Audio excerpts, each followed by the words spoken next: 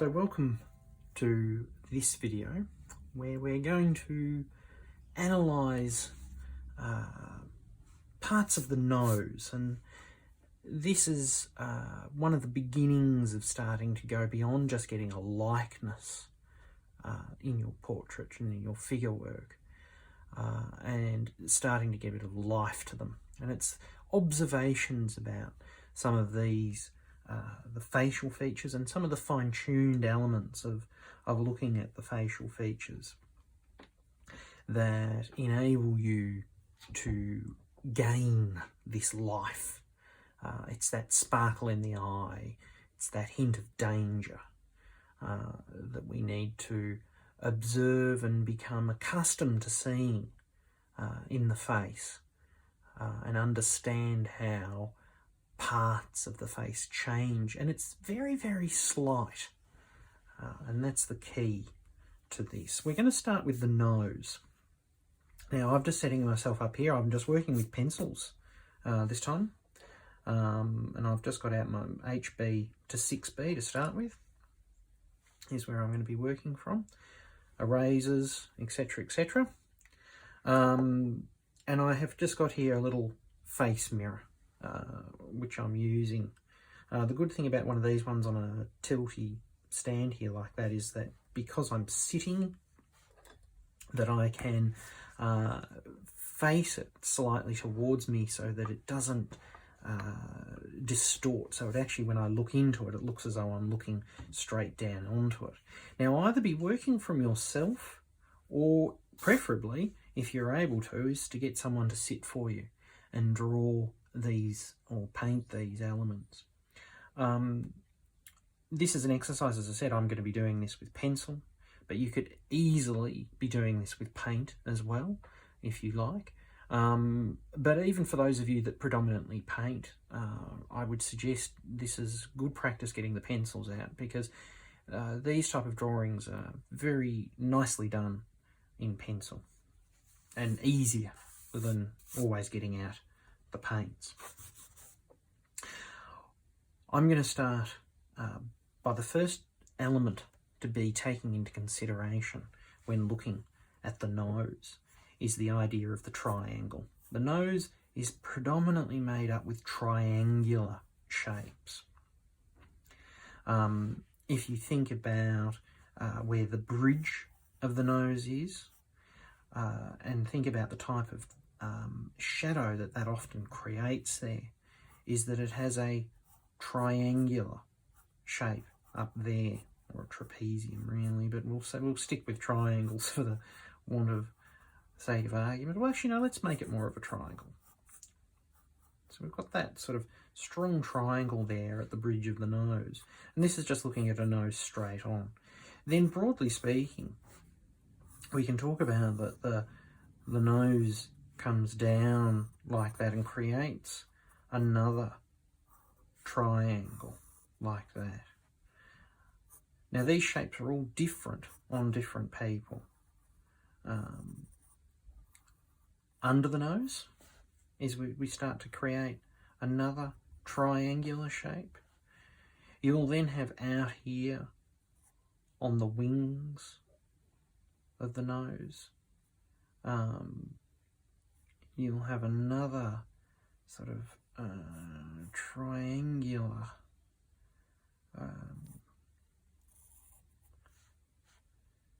type shape. I'm just trying to get it.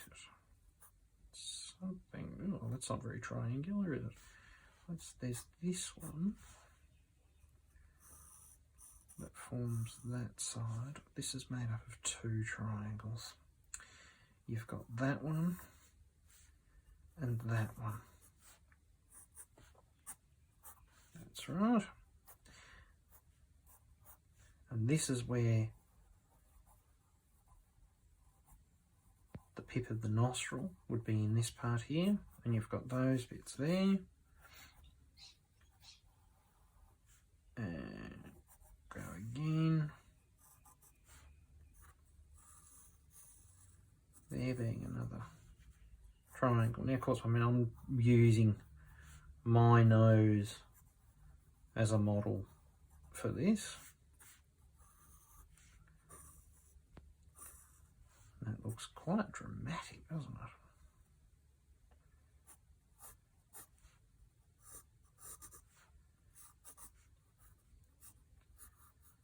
And that's the kind of beginnings of the shapes to be looking for and thinking about. Now this comes very relevant is when we start to think about, when I've talked to you about light falling on a sphere or a cube.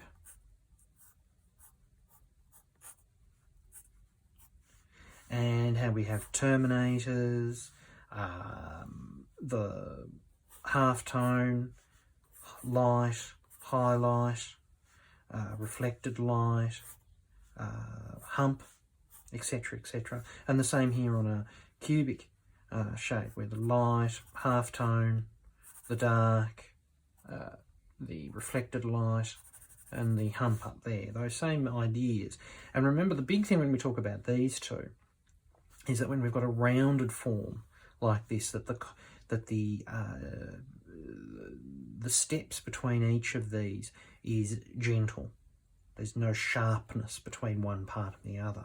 When we talk about something that's cubic, we have sharp transitions from one part of these to the next. So that's what you've got to then start to observe in the nose, is these transitions from each of these triangles. Sometimes in some people's noses, these transitions from each part of these triangles is more spherical and like a sphere. And then sometimes in some people, these transitions from one to the other can be more cubic and a lot more angular. Sometimes it can be a combination of the two too. So think about triangles. Think about those two aspects, how the transitions from each of these parts changes. And two, think about where the highlights form. You'll start to notice that, oh God, I can't spell highlights, is that sometimes those highlights are forming along sections here, or here, or maybe along this here, for instance. They'll be forming along the edges of where these transition, and that's much more like where the highlights, what we see in a cube,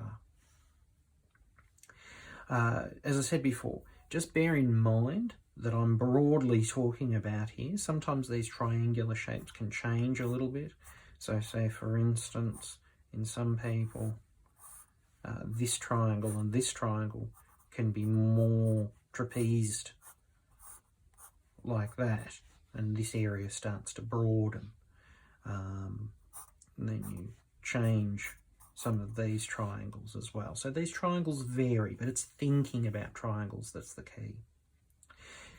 The other part to think about, and this becomes important then when we are thinking about the character or the life in a nose, is the angle here of the nostrils. And think about the nostrils as an apple pip, that sort of shape. And observe the angle of that apple pip. So in some people, the apple pip will go up much more like that sort of shape. Some people, it will go downwards too. So it will vary, and that's part of starting to analyse and get the character.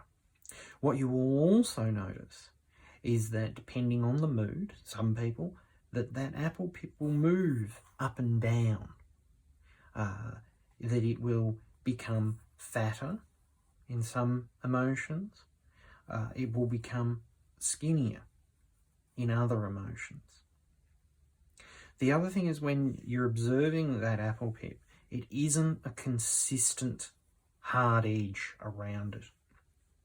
What you'll notice is that hard edge is more up and around that part, and then it peters out and you don't notice it. It becomes a softer edge through this part. And you'll also notice is that the darkest part up in the nostril will be up in there. So again, it fades out as we come out like that. And then you can start to see maybe that does have the resemblance of a nostril. If I then also start to put in maybe that edge there as well. Okay, so let's draw a nose. So I'm just going to look at myself as the model for this, and initially all I'm going to do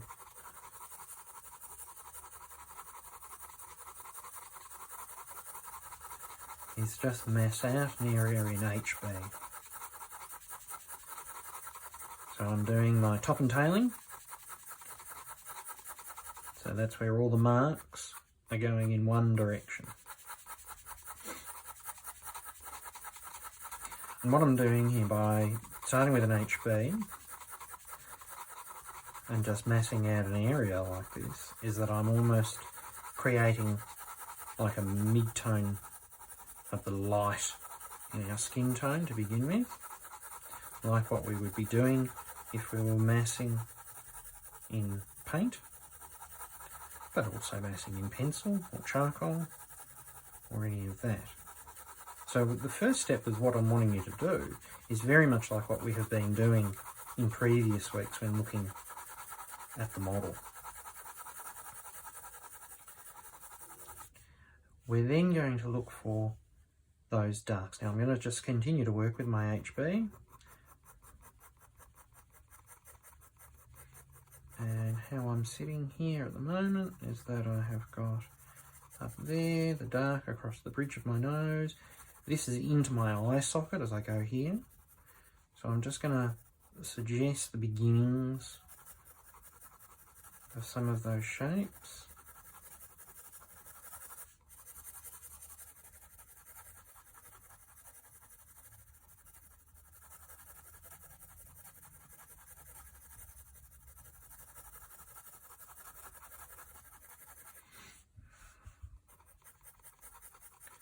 Then we'll start to work down the side of the nose.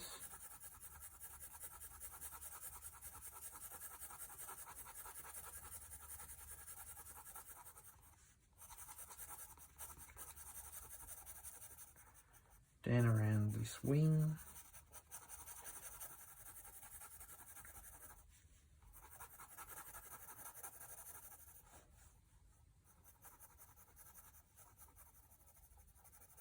Under the nose.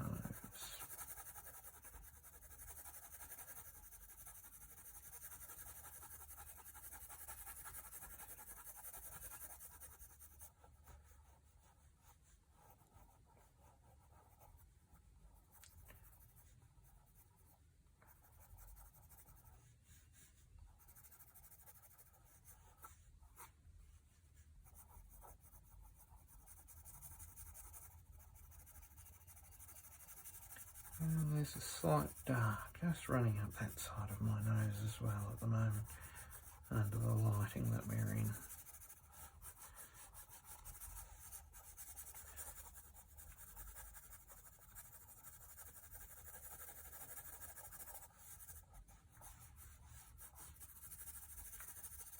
Nice and soft. So that's all just done with HB to begin with. Then I'm going to jump up now to 2B. And here we're now starting to break up this darker mass into its lighter and darker parts. So I can see my nose has a little bit of a dark that runs up there.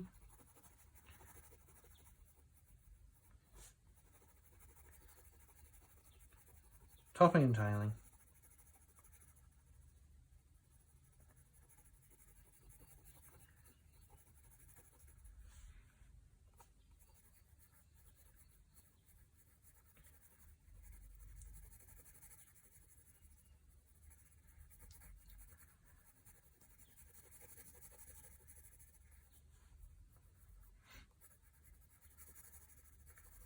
Again, just indicating a little bit of those eye sockets, just to give this nose a little bit of context.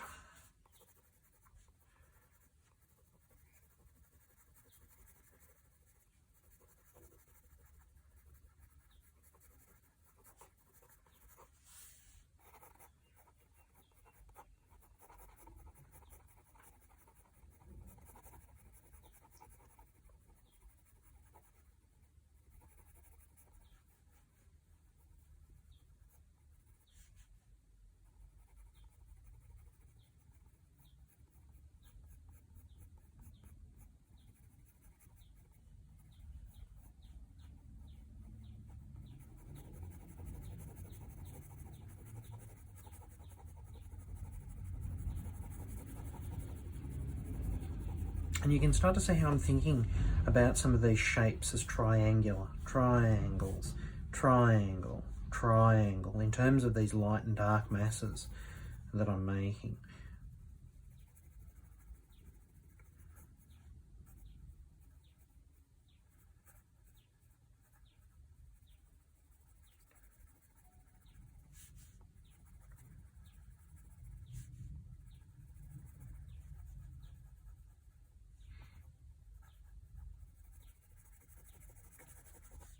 And that I'm not going for any great detail at this moment. Everything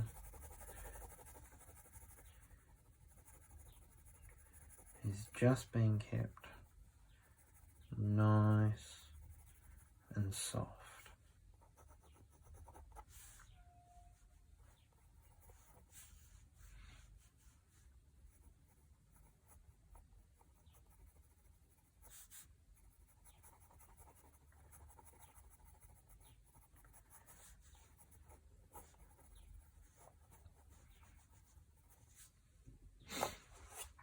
So that's just then with my 2B and HB so far. Now we're going to start to look for those dark accents, this is where we start to look for the character and looking for that movement or those changes in the face that are occurring as people make emotional or create emotional life. And the big thing is I notice as I'm talking is what happens here with my nostrils, is they go up and down and flare and do interesting things. So it becomes here is that when you've got this very basic, and I mean this would be as you would paint or you would draw, there's no detail, is this is when you watch the person and you're looking and you start to think, right, what happens when they do cast a little smile? And so for me, when I maybe smile slightly or just grin, is that these, the muscles here pull on my face this way and increase the depth of this crease here that flows along the nose, as well as the angle of my apple pip. So if I grin slightly, particularly this side of my face changes, this nostril doesn't change all that much. There's a slight deepening and a movement up here. And so we would just start to look for that and maybe strengthen that.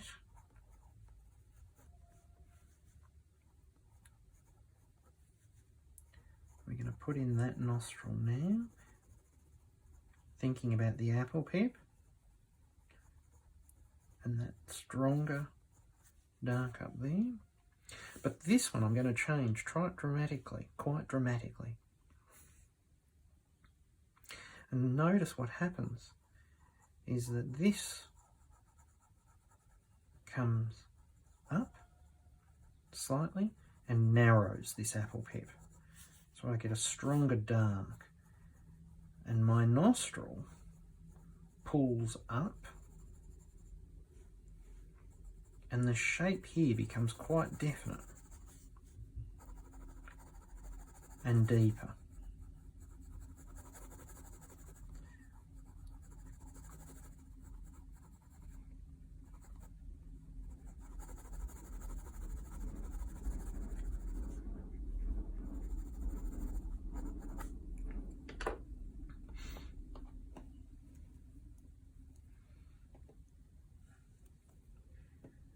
And so we lose,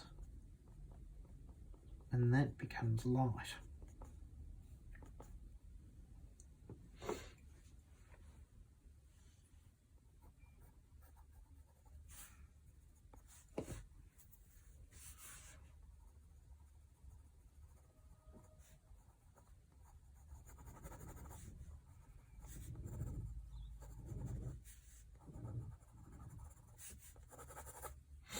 And this is what you've got to be looking for and practicing and drawing.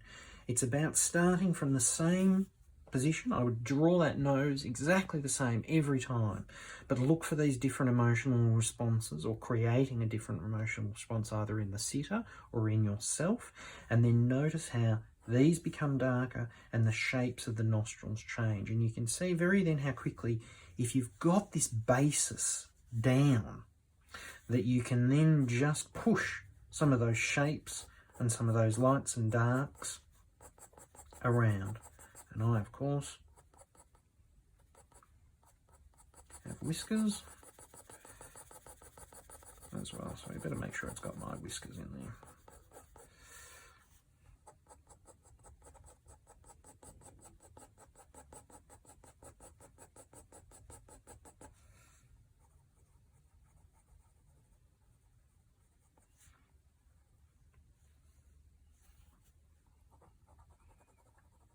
Accent those darks. Last thing we've got to do